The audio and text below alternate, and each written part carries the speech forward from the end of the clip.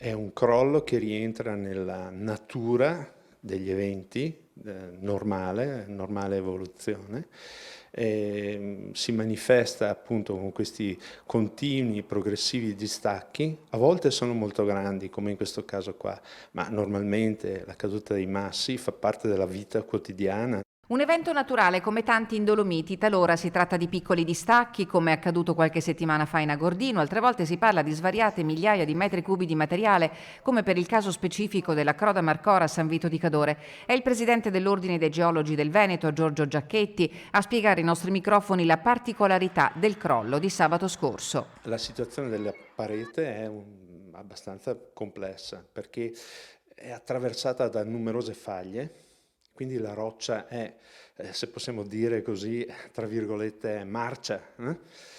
Tant'è che il crollo ha visto la caduta di frammenti molto piccoli che si sono polverizzati.